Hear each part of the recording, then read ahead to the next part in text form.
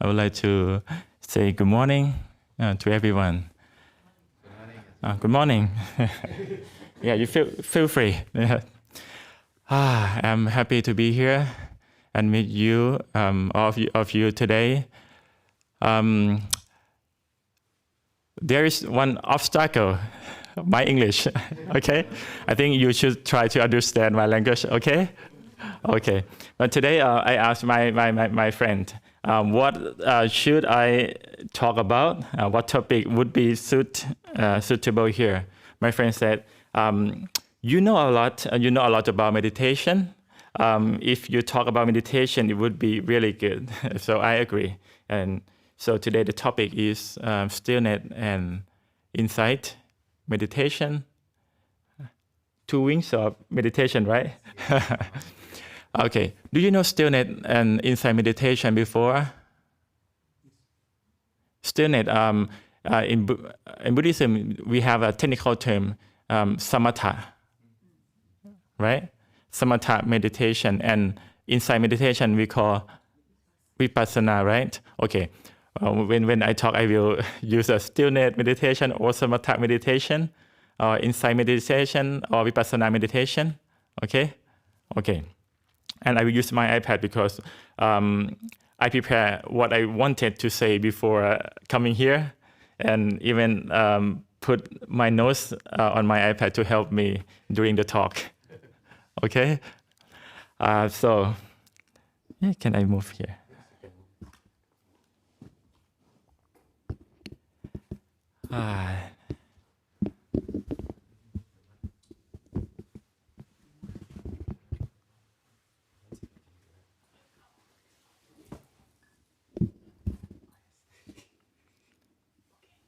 Okay, thank you.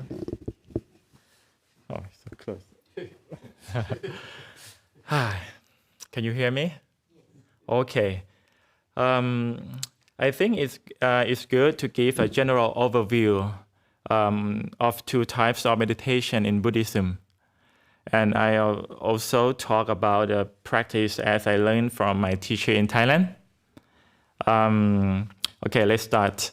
First, studying samatha or calmness or stillness and vipassana insight is usually done separately.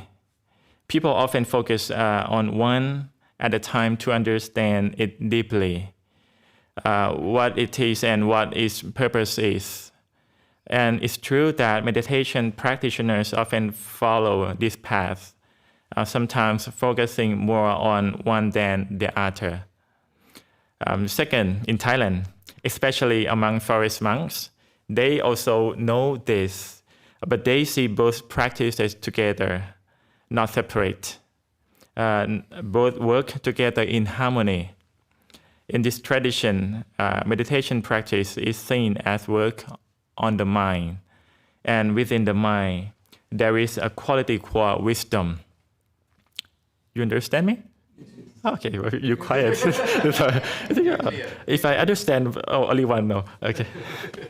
Okay. So, okay, to make sure we understand the basics, I want to share a small observation.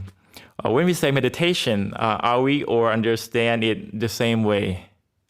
I once watched a documentary about mindfulness on Netflix. Yeah, and they said that the word meditation might come from the same root as medicine, meaning healing or therapy. So meditation could mean healing the mind. Yeah, if I remember correctly. Yeah, just my thought, nothing serious. Okay.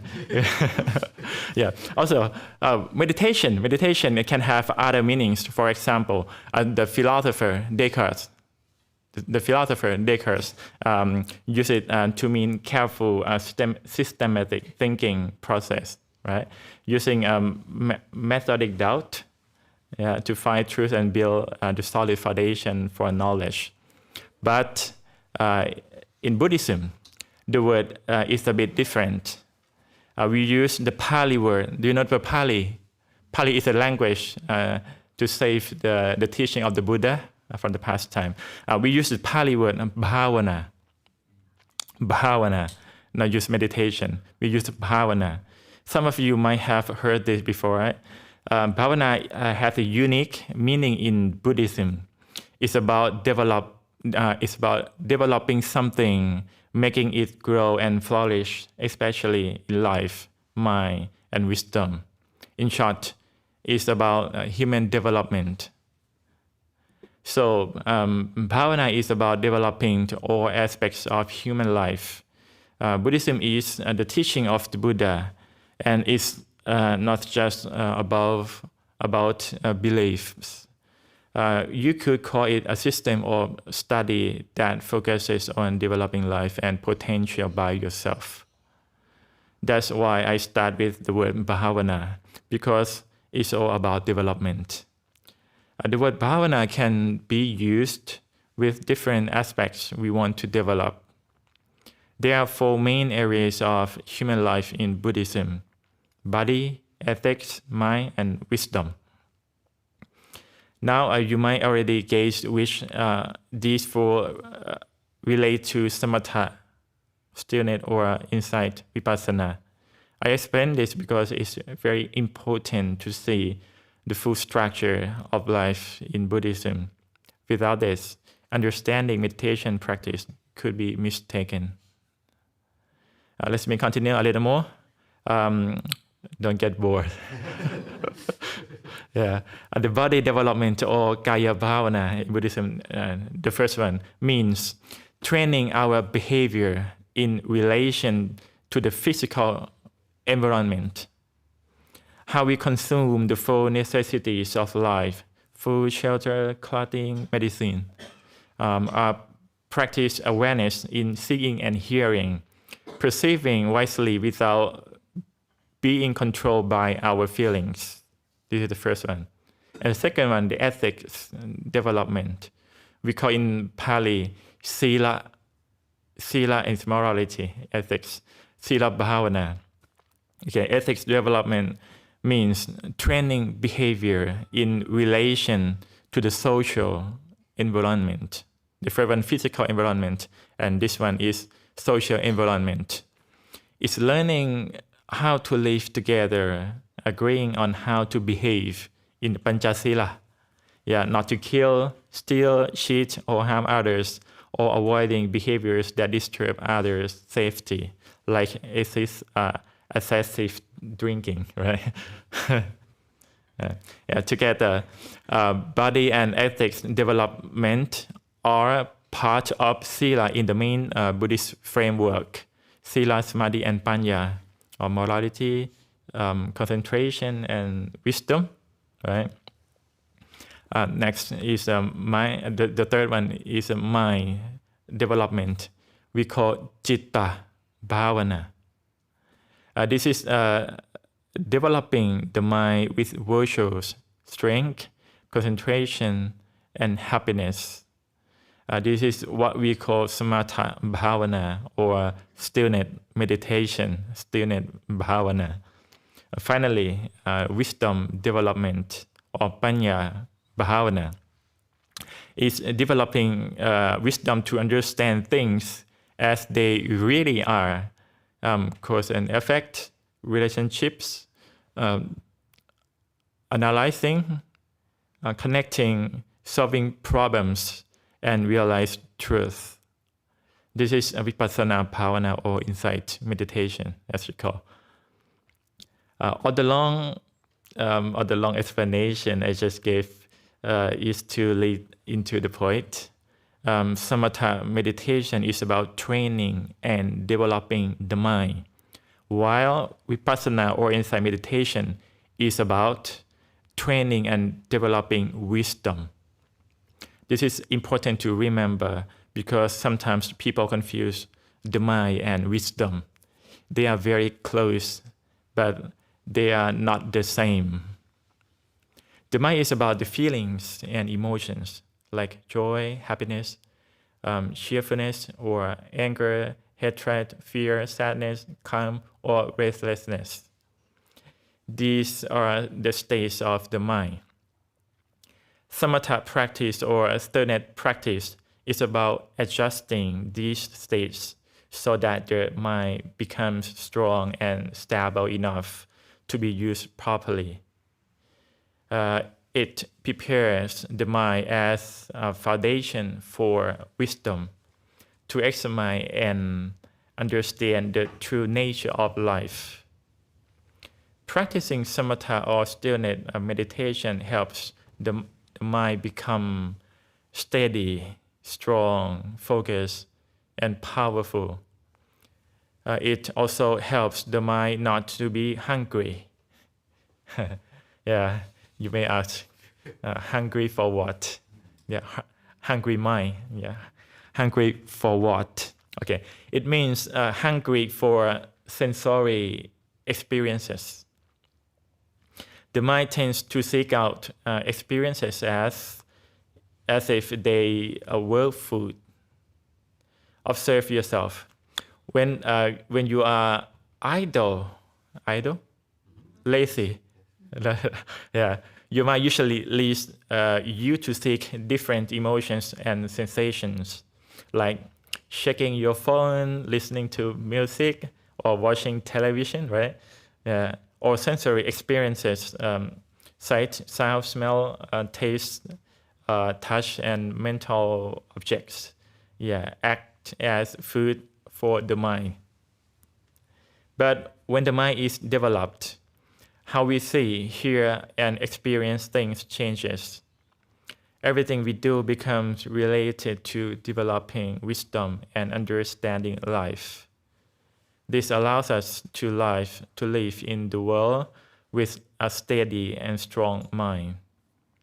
This is the mind. This is concentration. This is samatha bhavana. This is stillness bhavana or meditation. Okay, a small note here. In Buddhism, we do not practice samatha or stillness meditation only to calm the mind. We also practice it to build a strong foundation for vipassana, for insight meditation. The reason is simple. Only a well-developed, stable mind can access true wisdom and end suffering. Okay, so on the other hand, panya in Pāli word, or wisdom, is about understanding things as they really are. They do not see things as we wish them to be, but as they truly are. Wisdom sees form and mind, life, and all conditions in terms of cause and effect, seeing their arising, staying, and passing away. It also sees how to let go of clinging and attachment. This is vipassana bhavana. Actually, wisdom is a quality of the mind itself, but it is a very important quality. So important that when developed, it can lead to the cessation of suffering.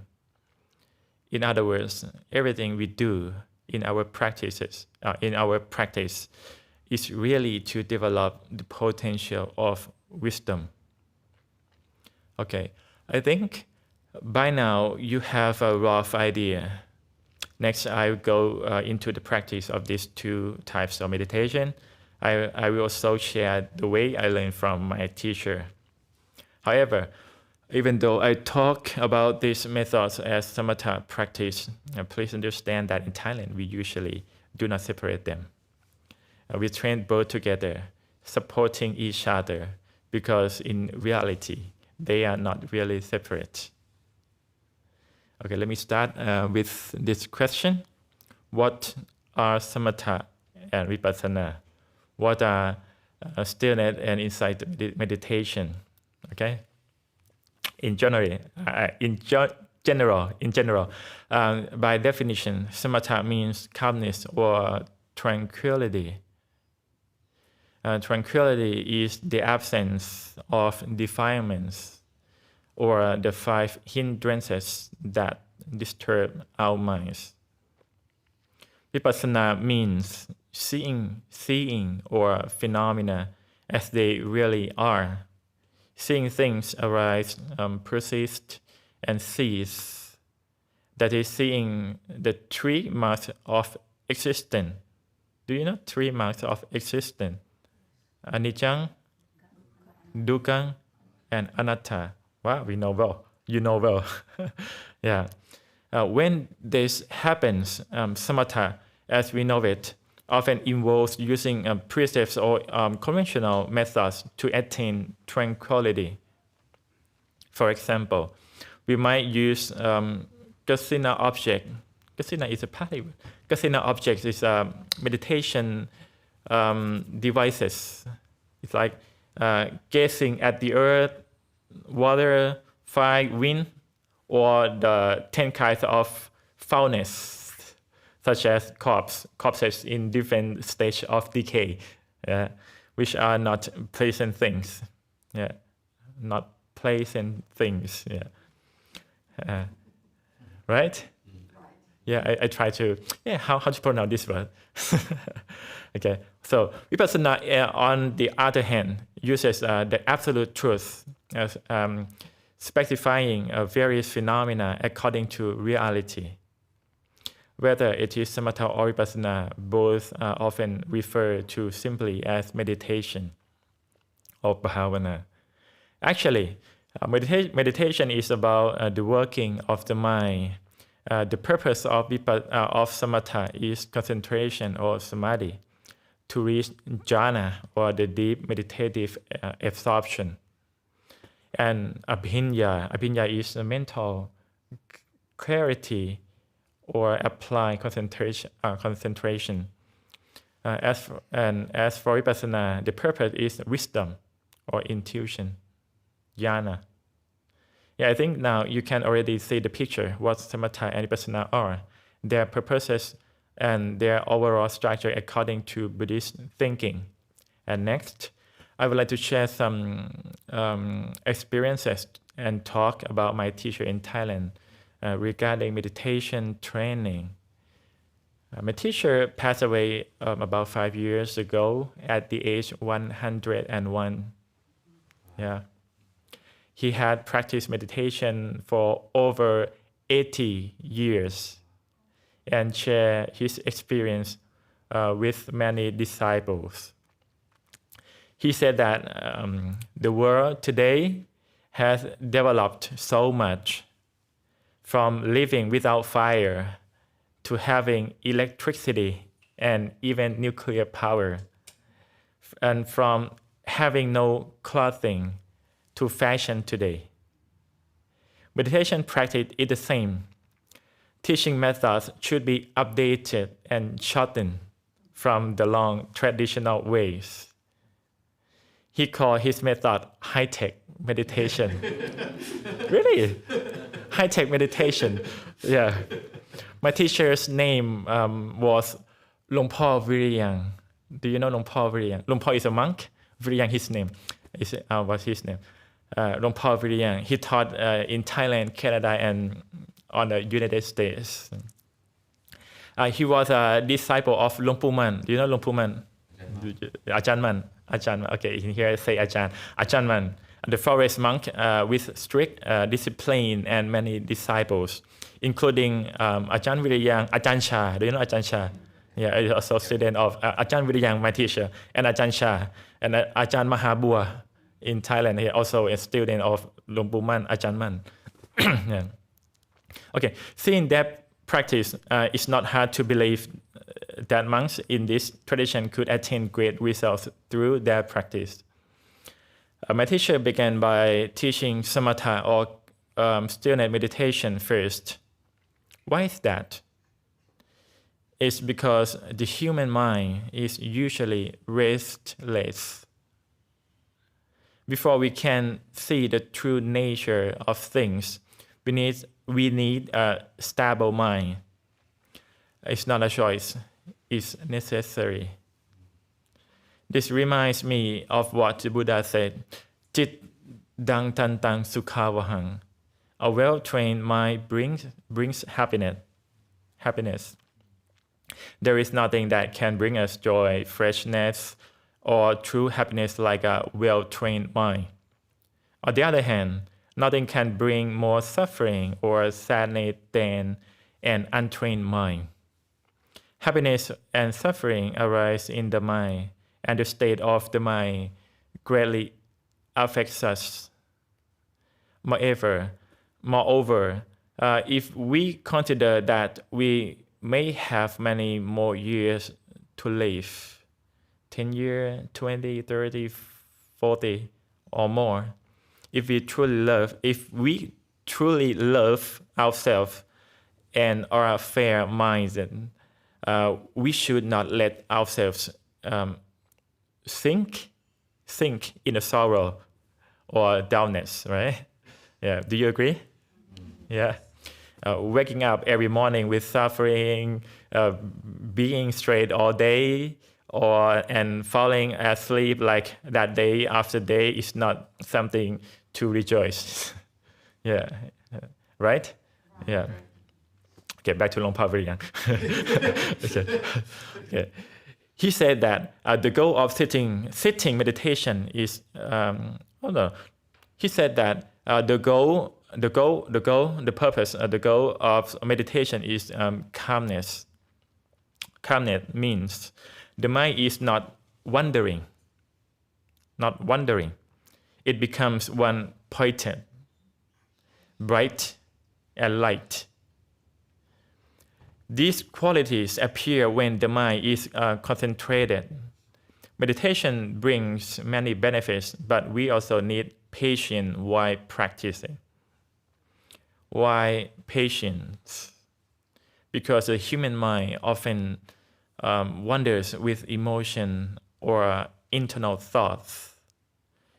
It never stays still. It's like a fish being thrown on the ground, constantly wriggling, right? How to say? Wriggling. I'm right. Okay. Yeah. I write about how to pronounce this word. Yeah. Okay. But okay, when the mind becomes still, it reaches the state called sufficiency. What is sufficient? The repetition of the chosen word is sufficient. In the Forest tradition, the word Buddha is mean Buddha. That the word Buddha is usually used. We repeat it silently in mind, not out loud. This is not like rote recitation. R-O-T-E, how to pronounce? Rote recitation. Okay. This is not like rote recitation. Yeah. You may have experienced chanting with your lips while your mind wanders somewhere else. Yeah, that is rote. But when you think and repeat Buddha, your mind stays with it. Your awareness is present there in the moment. Of course, emotions will come, and that's normal. Don't worry about them. Keep repeating your chosen word. After a while, you will notice that the emotions in your mind start to decrease. Hundreds or thousands of thoughts and emotions are gradually removed by this practice.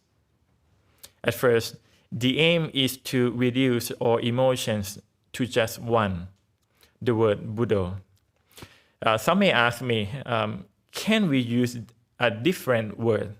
It's not only the Buddha.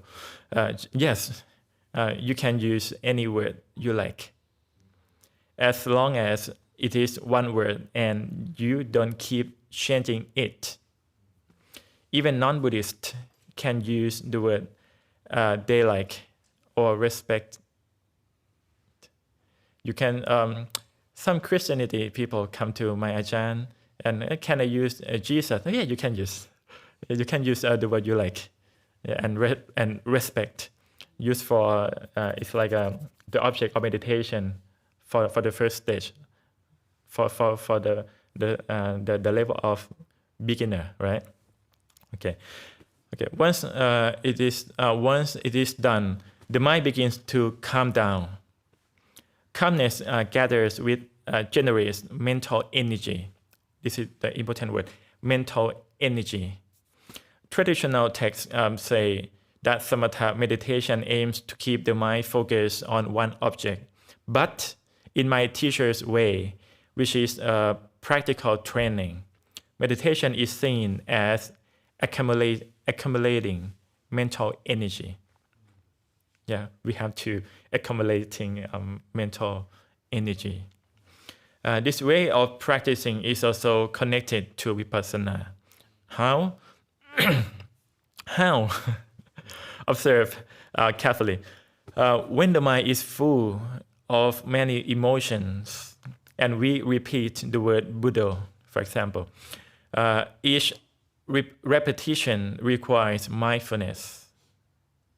Each moment of mindfulness is like taking the mind out of one unit of sadness or distraction. One repetition equals one unit of awareness. This units join into a continuous stream. That is the state of meditation or samadhi. Experienced practitioners may feel that the mind falls into a deep state inside, almost like it has sunk somewhere inside. Some may temporarily lose sensation, while the other may feel a bright, awake state in the mind. I will explain more about this later. Okay. If you ask, why do we need to accumulate mental energy? The answer is simple. What is a person like whose mind has a little strength or is untrained? And what about the person whose mind is strong and full of energy? Different, right? Yeah. Luangpor, my teacher, used to compare it to saving money. Yeah, saving money. Okay. Imagine liberation. Liberation.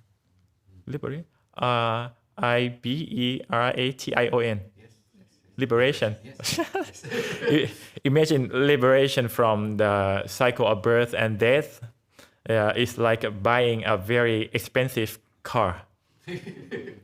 Okay, worth millions. Okay. If you only have a little money, hundreds, thousands, tens of thousands, you cannot buy it. But when you accumulate mental energy, you might become strong enough to see the true reality. It's like having enough money to buy the car. Yeah. Luangpor or Ajahn, or my teacher, divided meditation into two types. The first one is natural meditation, and the second one is generated meditation. I will use this word, but I write constructed meditation, but it's not constructed. I will use generated meditation. Okay, it's a good word. Natural meditation and generated meditation. Okay, natural meditation is something everyone has as a basic foundation. Most of this kind comes from sleep. Yeah, now you have. If you observe carefully before you fall asleep, there is a stage of drowsiness. This is what we call. It's like it's not jhana mind. It's a how to say. It's a subconscious mind. Yeah, in Buddhism, we roughly describe mental activity as we say vithi citta and bhavanka citta. Vithi citta is the mind. Is the mind we use to interact with the world. Waking up, study, communicating. Yeah, this is conscious mind. Yeah, we call vithi citta, and the latter one is bhavanka citta or subconscious mind. Yeah, subconscious mind, which we cannot notice while awake. right? It appears when we sleep, maybe. When the mind enters this state, it is like resting. We wake up refreshed and energized. But people who can't sleep well have minds that won't enter bhavanga citta or subconscious. If this happens frequently, it can affect mental health, weaken the body, and cause emotional problems. This explains natural meditation. And once we receive it, we use it all the time. But it can run down. Natural meditation or samadhi from natural can run down. Then we feel tired or stressed. Okay, that's a signal that the natural mental energy is depleted. And the second type is generated meditation, which is very useful. We build it deliberately, and it accumulates in the mind, making it strong and long-lasting. For example, when we sit in meditation and the mind gradually clears emotion until only one remains, the mind becomes one-pointed and calm. So people may enter this state while the beginner may fall asleep like in natural meditation. Even then, it is beneficial. The mind gains strength. With practice, we can enter this state at will and also exit it at will. While in this state, awareness is clear and bright. We do not think or analyze. Whatever arises is simply observed in the mind. The generated meditation strengthens the mind and gives energy. Ordinary people rest to gain energy, and meditators can gain energy from meditation itself. Natural meditation restores basic calm and prevents stress, while generated meditation produces mental energy that can be used for insight and wisdom. You can think of natural meditation as rainwater collected naturally. It flows into ponds and rivers. Generated meditation is like building a dam for natural water, using it to generate electricity, power lights, refrigerators, and many other uses. Yeah. And generated meditation is like this. It produces a mental energy stream that benefits life without needing excessive sleep. Therefore, if we want to control the mind, we cannot rely on thoughts alone. We must be developed through meditation or bhavana. Otherwise, our mind will be controlled by defilements. We should cultivate a good mind to support virtues. Without this, sadness and problems will take over. Once the mind is developed, observe yourself. Your mind begins to smile naturally. The mind naturally, not you. The mind begins to smile naturally. It is satisfying. This is not a focused smile with thought. It is the state of mind recognizing the quality of life and its own strength. When this happens, the mind has been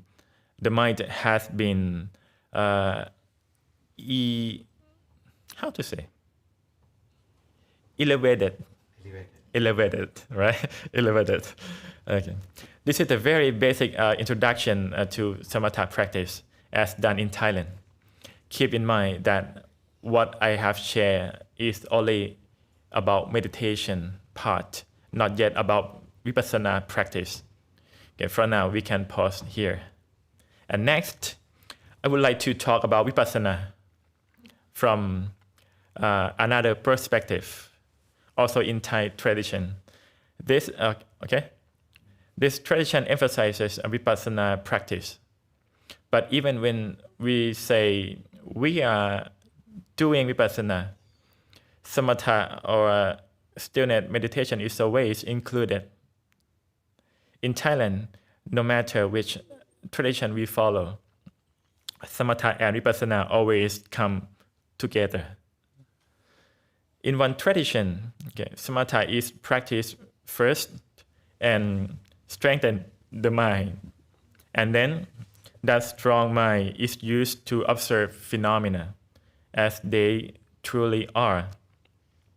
In another tradition, vipassana is practiced first by continually observing the phenomena as they are, using mindfulness as the guiding factor.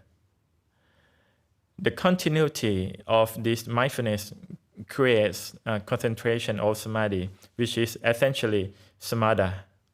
Both approaches are valid. So I think it's more detail. I will skip to something. Okay, I think this is very important.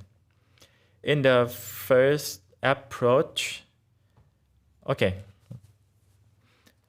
it means that, in number one, in Pāli, samatha pupankamang vipassana bhaveti is a practice of vipassana.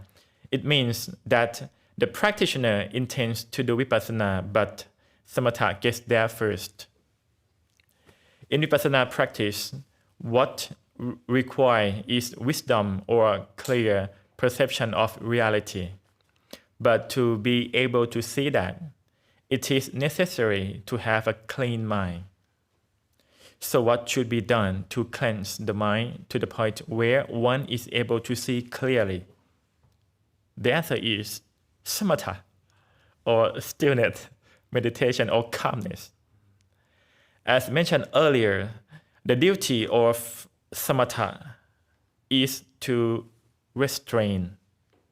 Restrain? Yeah, I'm not sure about the language. Restrain. Okay. Therefore, why we do vipassana at that time, our minds are not yet clean. There are still mental intoxication that keeps popping up. What that happens? One cannot continue with vipassana meditation. We need a clean mental space. We want to return to the original mind that is free from desires. Samatha will help here by increasing the space of cleanliness in the mind and making vipassana possible. However, samatha and vipassana are not separated from each other. We do not practice them separately at a different time. But these two go together. Let me give you an example. Let's say everyone is listening to me right now. Then you become irritated for some reason. It could be because I may speak too quickly or confusing. May not be making sense, may not speak clearly, not to the point, not being interesting, right? Or I may be sitting or reading this piece of paper or in the iPad and not looking at everyone's faces. but let's say that there is a condition arise in the mind, and irritability.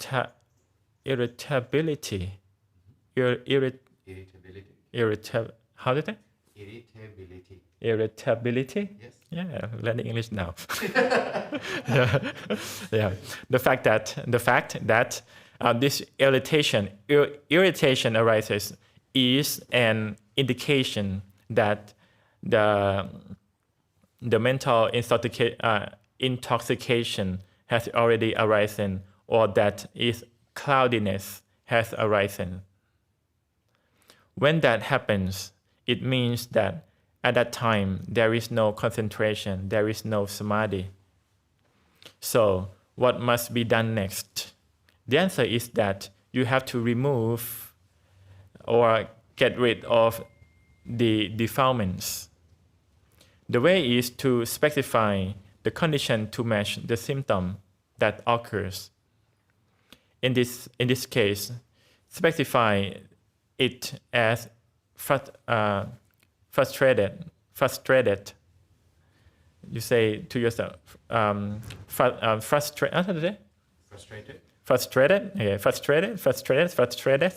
closely and to the current.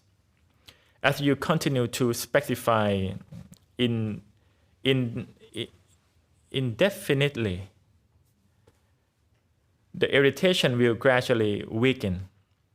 This said process is the work of samatha during vipassana. When following these steps, you can see that samatha has arisen since the beginning. And because of the continuity in specifying, it leads to appana samadhi. Do you know appana samadhi? It's the highest level of concentration. It's a level stage, the highest stage of meditation. We call appana samadhi. The mind will become pure, thus leading to the path of nibbana. This is the practicing vipassana with samatha first. And next is vipassana pupankamang samathang bhaveti, which is where the practitioner intends to practice samatha, but vipassana arrives first. This means that the practitioner does not intend to specify the condition as they are for vipassana in the first place. It is merely a specification to prevent certain emotions from coming in. Those who practice will keep preventing defilements from entering. Events from the past will come in and will be prevented. Future matters will come in and will be prevented. The prevention here is an intention or specification to suppress for the time being only. Whenever defilement arises, the practitioner will continue to specify knowing that, with the aim of just suppressing them at that moment. It is not yet oriented in a way to perceive reality. And as one keeps doing this, concentration begins to arise. At that moment, the knowledge of impermanence or the lack of the permanence arises. Both dukkha and anatta. Dukkha is suffering, anatta is non-self, right? Also arise. When that happens, I don't know how to translate Dhamma Vichaya, Dhamma selection. Dhamma selection, yoniso manasikara. How to say? Sometimes I say Dhamma Vichaya is like investigation of truth. Also arise. Okay. When this happens, it means that vipassana has occurred. And when the mind sees the all processes that occur, and as according to the states or seeing the three marks of existence, this is where the work of vipassana arises. From what has been stated, it can be seen that samatha and vipassana in Buddhism are active action system, not passive action. So, I think we should do summary. In summary, samatha and vipassana each have specific duties, but work harmoniously together. Samatha prepare the mind, vipassana develops wisdom, and together they help the practitioner eliminate defilements and progress toward liberation. Even if practiced separately, samatha can serve as the foundation for vipassana, but it must be done with accurate understanding. Yeah, I think this is enough for today. Yeah, and so I will pause here. Yeah, thank you very much. Okay. Yeah. How many percent you understand? Yeah. Thank you, Ajahn. So we now have the opportunity to ask questions. And we've got one already. So if we can just take care to phrase your questions as clearly and as simply as possible, please. Thank you, Ajahn. So my question relates to your comment about using Buddho as a meditative object. Now, please correct me if I'm wrong, but I understood you to say that the word Buddho would not lead to just a merely rote method of meditation. But then the bit that confused me was that you then said you could use other words, for example, Jesus. But I want to understand how you can use the word Buddho and not have it lead to a rote sort of system, like the lips are running with Buddho, but the mind is off elsewhere. Could you please explain that? How to do, right? Yeah, I think this is the famous question for the practitioner. Yeah, I think everyone had confused about this question. Yeah, but this method, when we recite the Buddha word, right, or chosen word. Okay, I had a story of my teacher. My teacher used this method when he was young, maybe 14 years old, Ajahn Viriyang. Yeah, before he ordained become a monk. And do you understand that I talk with you? Okay, try to understand. Okay. And at that time, he go to the temple with his friends, and he don't want to. He hate to go to the temple, to monastery, and he don't want to stay a long time in the temple. I don't know the reason, but he sit like this, and he think in his mind, I don't want to come here again. I don't want to come here again. I don't want to come here again. The sentence, I don't want to come here again. I don't want to come here again. I don't want to come here again. And he recite this sentence, this word, I don't want to come here again. At that time, the mind become, it's like a one-pointed with these sentences. Okay. When we recite the Buddha, or I don't want to come here again. I don't want to hear Ajahn Khunpon again, or something like that. Yeah. Okay. You don't worry. Don't worry. Don't analyze about the content of the word. But this is it's like equipment, right? It's like instrumental for use. It's like a devices for use for bring the mind to the state of one-pointed only. Okay, you can say Buddha, and you can say Jesus, and you can say any word. Yeah, don't care about the meaning. And okay, when you say Buddha, you have to recite in your mind. When you think about the word, this word, you don't think about outside, right? You think only this word. Okay, now let's try. Think about the table on your house.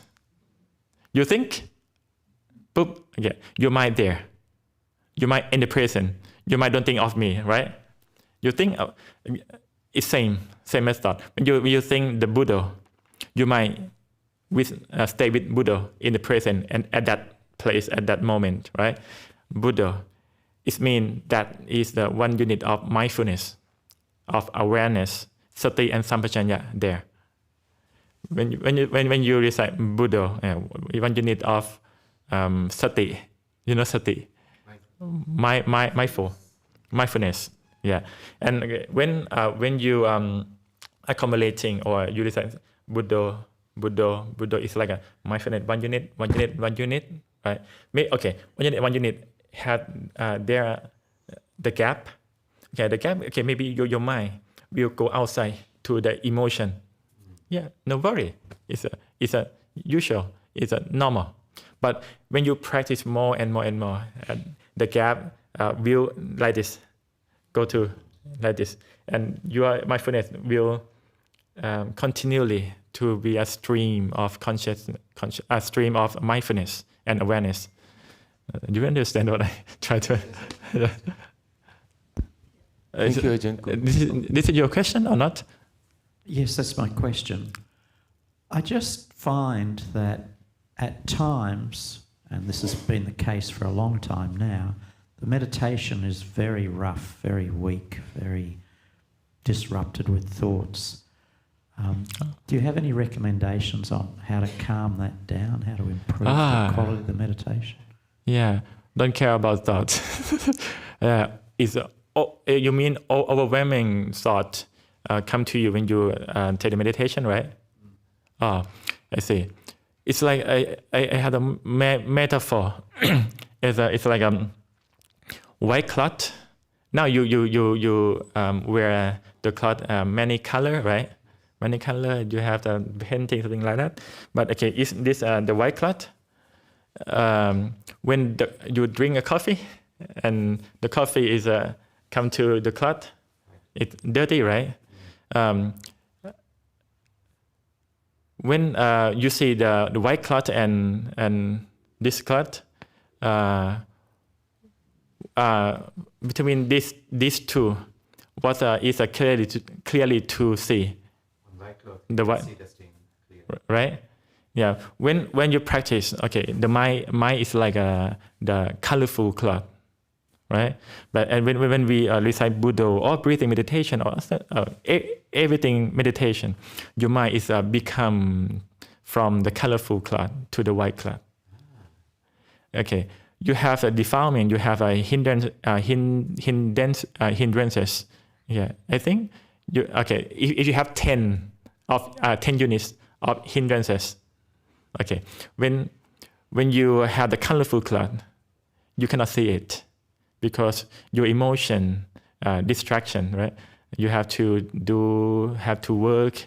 You have a lack of the focus of the mental phenomena inside the mind.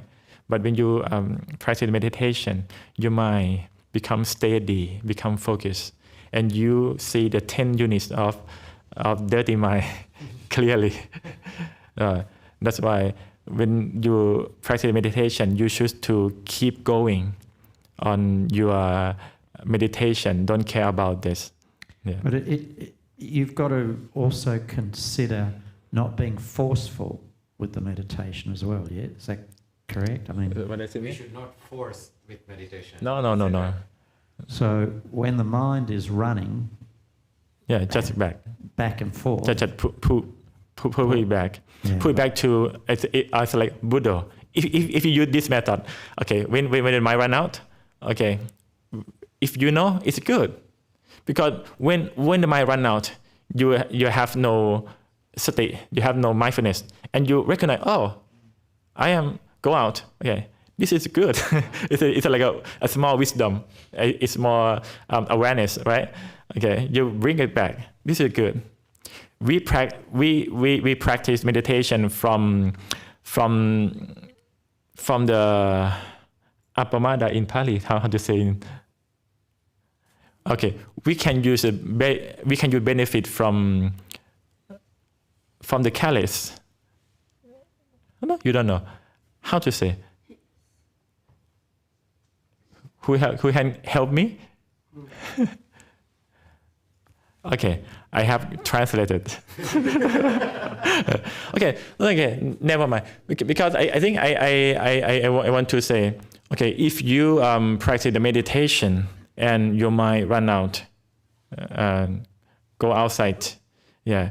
When you know that state of you don't have the mindfulness, you just bring it back.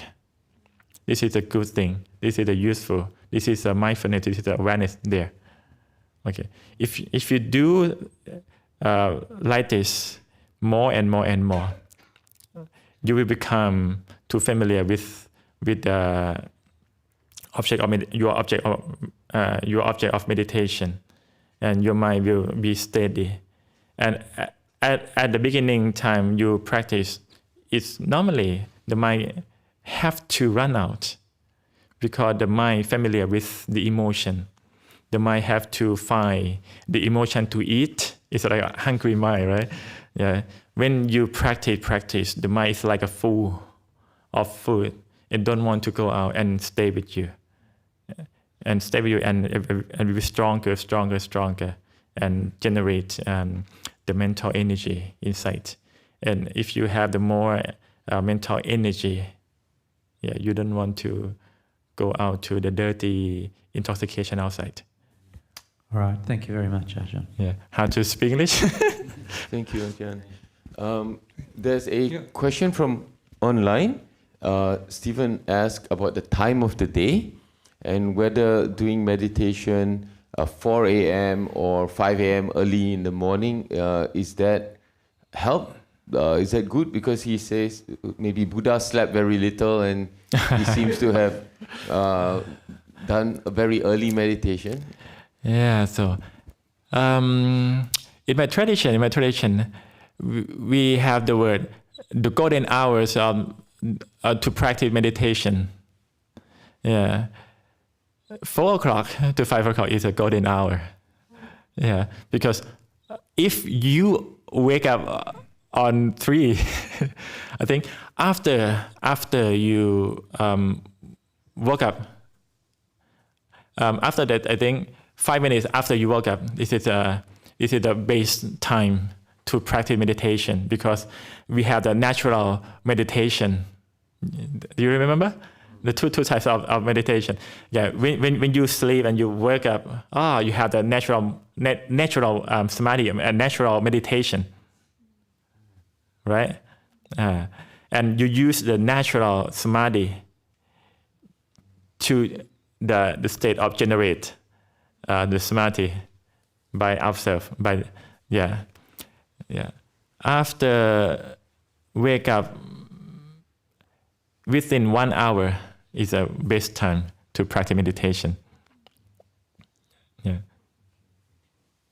We have another question. Yes. Okay. Hello, Ajahn.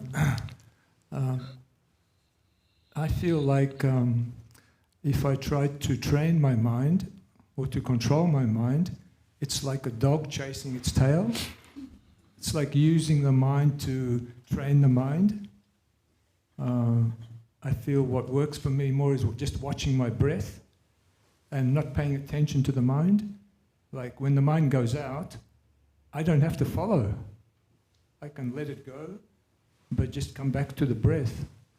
So to me, I don't understand this training the mind technique.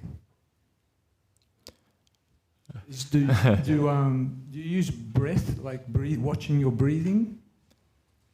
Oh, so.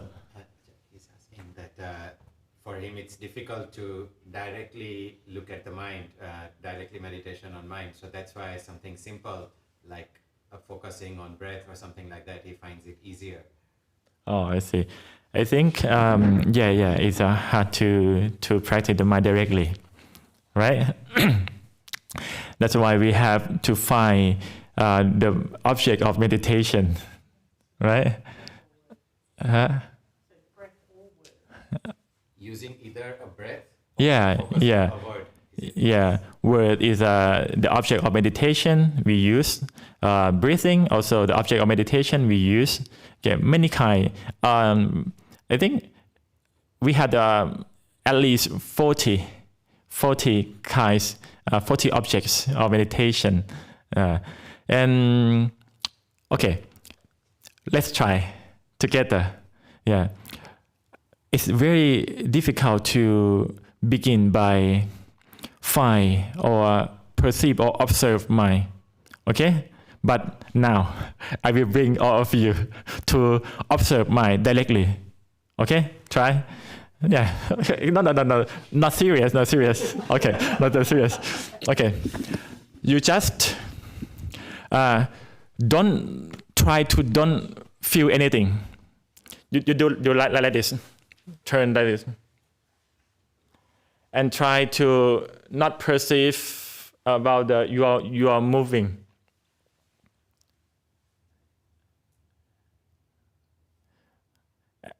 Normally we try to know, right?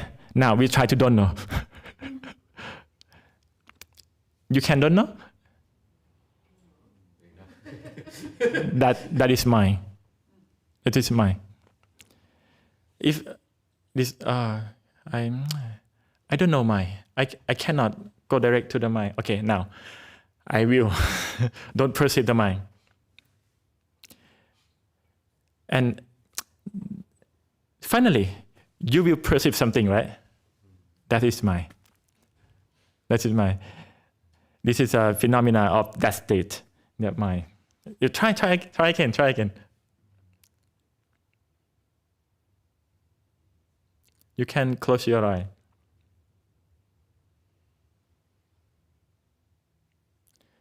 Don't care about the breathing. Don't care about the word. You just have your mindfulness and awareness. Are you dizzy? Okay, stop. This. Okay. If my recommendation is you used to find the object or device to use to practice meditation. The purpose of we practice meditation is not for. It's like if you set your intention for the calmness, I think you will be disappointed. Meditation is all about education, learning about the mind inside. Okay, we do samatha or stillness meditation for learning. Oh, this is a clean mind. Clean mind is a benefit like this. It's a dirty mind. It's a bad thing like this. And if you do vipassana meditation or insight meditation, we understand, we realize something that, it's true. It's good like this. If we don't know the truth, it's bad like this. Meditation is like education for ourselves. Don't set your goal for, I have to calmness now. I have to get the state of calmness now. Disappointed everybody. And if you use the word, it's like Buddha, or I don't want to hear you again. I want to hear you again, something like that. We use Buddha, and Buddha. I don't have the intention. Buddha. Okay. Buddha. Inside. Buddha. You try to practice and learning with them. This state, this day, this hour, I cannot do it. Why? You can see your behavior. You do something you related to the outside. Which way you related, you can adjust every aspect of your life. Yeah, meditation is come from morality, come from your behavior, right? Yeah, you have to adjust every aspect of life if the mind is not steady. Yeah. You get it? Yeah, language is very complicated. Yeah. Can you translate again? Because language can be complicated sometimes. You want to say something, but in English, maybe. Can you conclude me to him? No, I'm not saying. I don't say your English is bad. It's very good, actually. But to me, a mind is the disease. So pure mind means no mind. Mind cannot be pure. Mind is a crazy activity. When that stops, there is no mind. So this is a language problem.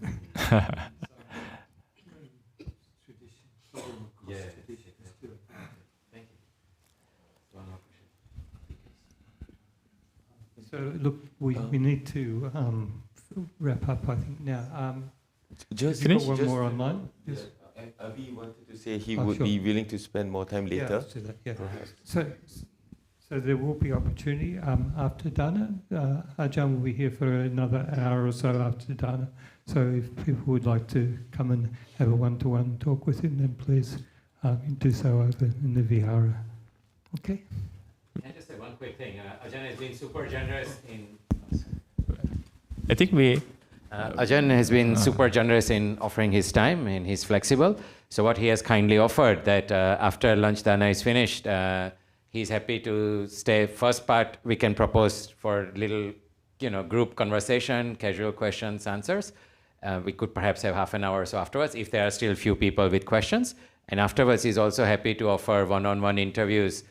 So anybody that would like one-on-one guidance, it's a lovely opportunity. Then perhaps we can write down their names. Ajahn has time until about 2:30 p.m.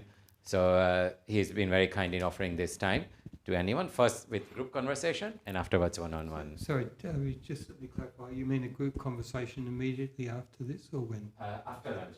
After, yeah, okay, group conversation after lunch. Yeah. And then one-on-one interviews afterwards. So maybe half an hour for group conversation and then one-on-one. Okay. So until 2:30. Do you have 5 minutes to me?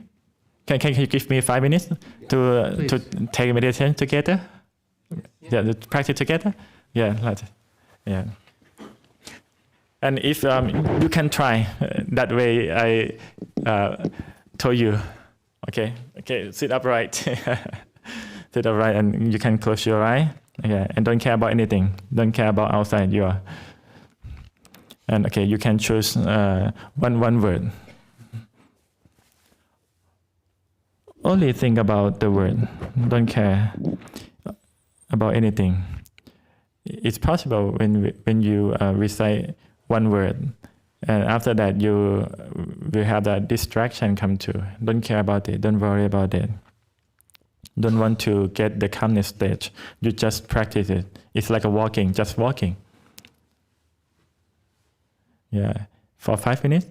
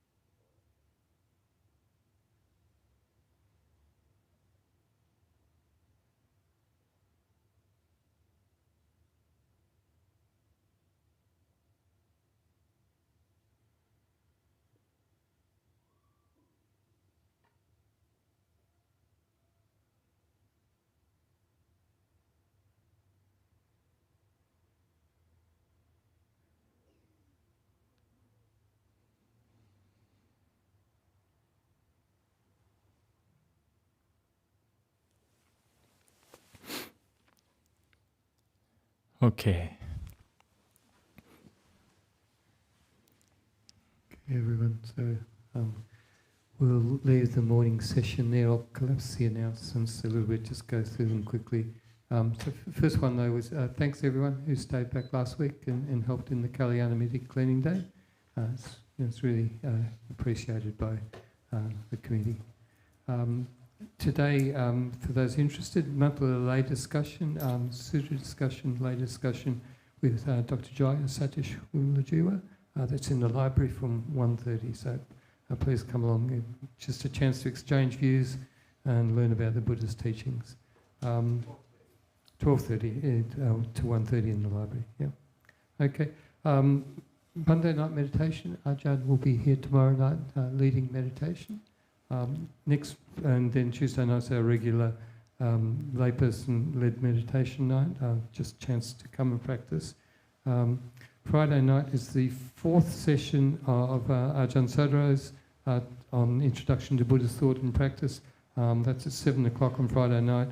The topic for this week will be, what is the main benefit of practicing Buddhism? And then next week we have Venerable Chikwan Sanim coming to teach, with Ajahn Sadhro taking the Monday night meditation. And just a reminder that, as always, we have Mondays to Thursday nights at 7 p.m. online, Make Meditation a Healthy Habit, 20-minute monastic-led twice a week meditation. And then also New Day, New Mind, that's the meditation group, also online. Join anytime online between 4 a.m. to 6:30 p.m. on the Discord channel. So that is the end of the morning session. So we'll close it. Ajahn, would you like to formally close the session? Yeah.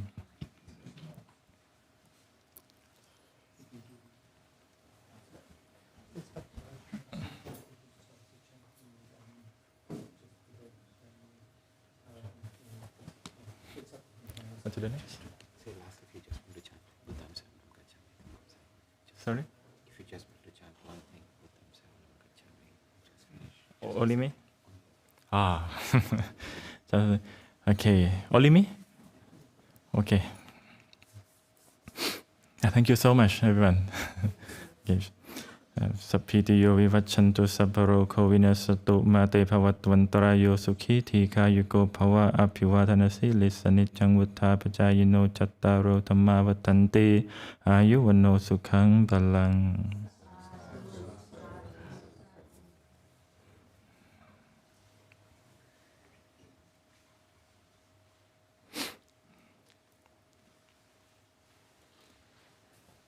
If you had a question.